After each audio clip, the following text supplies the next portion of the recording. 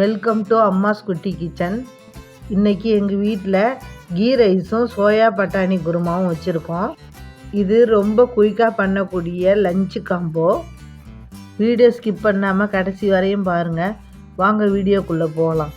First key rice பண்ணுறதுக்கு stove on பண்ணி ஒரு குக்கர் போட்டுக்கங்க. குக்கர் சூடானதும் 3 ஸ்பூன் கீ ஊற்றிக்குங்க.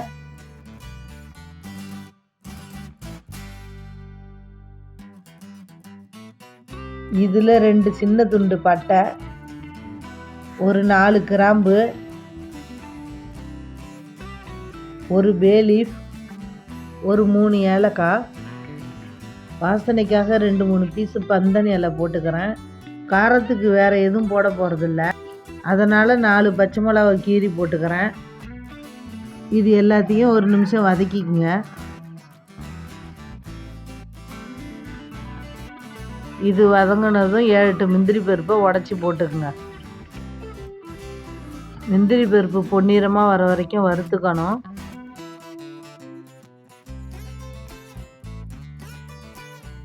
இப்போ முந்திரி பருப்பு நல்லா ப்ரௌன் ஆகிடுச்சு.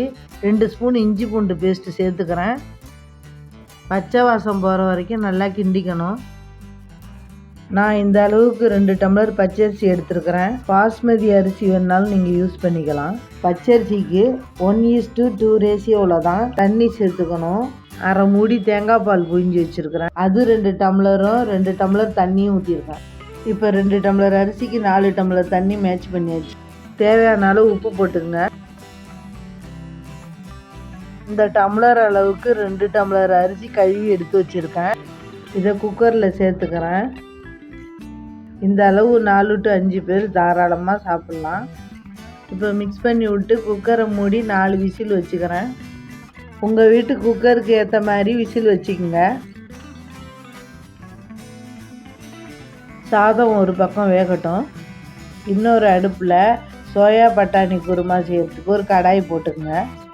1 ஸ்பூன் எண்ணெய் ஊற்றி, ஒரு பட்டை, ஒரு ஏலக்காய், 2 கிராம்பு, 2 பச்சை மிளகாய் கீறினது, கொஞ்சம் கருவேப்பிலை, வாசனைக்காக 2 பந்தன் இலை போட்டு வதக்கிக்கிறேன். நீங்கள் கீ ரைஸுக்கு தக்காளி இனிச்சா கூட செஞ்சு சாப்பிட்லாம். அதோட வீடியோ லிங்கை கீழே டிஸ்கிரிப்ஷனில் கொடுத்துருக்கோம், மறக்காமல் பாருங்கள். இது நல்லா வதங்கினதும் ஒரு வெங்காயத்தை பொடி பொடியாக அரிஞ்சு சேர்த்துக்கிறேன்.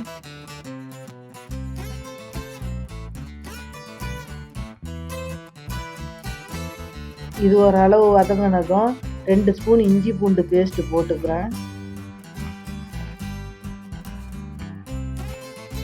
இது பச்சை வாசம் போனதும் ஒரு பொடியாக நறுக்கின தக்காளியை சேர்த்துக்கிறேன்.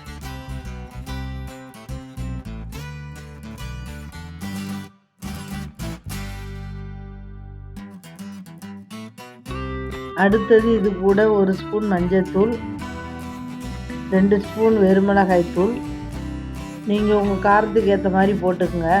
2 ஸ்பூன் மல்லித்தூள், 1 ஸ்பூன் கரம் மசாலா, 1 டம்ளர் தண்ணி ஊற்றி நல்லா கலக்கிக்குங்க.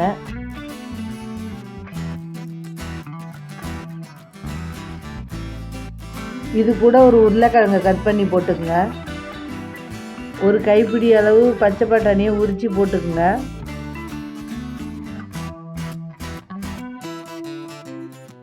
இந்த அளவுக்கு சோயாவை சுடுதண்ணியில் 10 நிமிஷம் ஊற வச்சு புழிஞ்சு எடுத்து வச்சுருக்கேன்.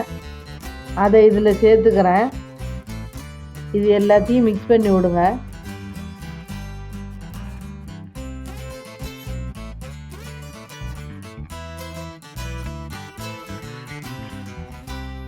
தேவையான அளவு உப்பு போட்டுக்குங்க. இப்போ மூடி போட்டு 5 நிமிஷம் லோ ஃப்ளேமில் வச்சுடுங்க. ஒரு மிக்ஸி ஜாரில் ஒரு பிடி தேங்காயும் 1/2 ஸ்பூன் சோம்பும் போட்டு நைஸாக அரைச்சி எடுத்து வச்சுக்கோங்க.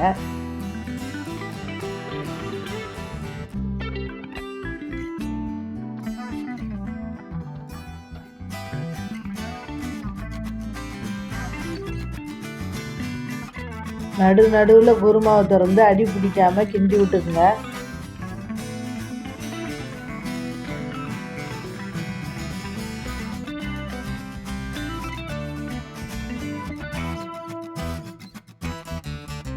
இப்போ நெய் சாதம் விசில்லாம் வந்துருச்சு. ப்ரெஷர் அடங்கினதும் ஓப்பன் பண்ணிடலாம்.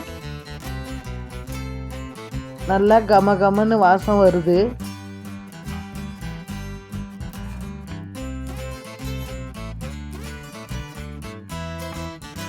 லாஸ்ட்டாக கொஞ்சம் புதினா தழையை போட்டு கிளறி விட்டுருங்க.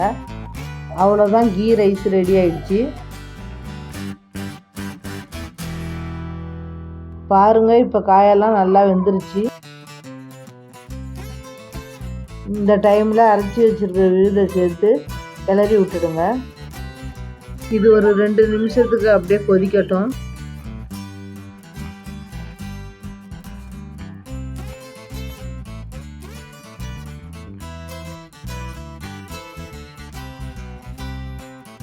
அவ்வளோதான், சோயா பட்டாணி குருமா ரெடி ஆயிடுச்சு.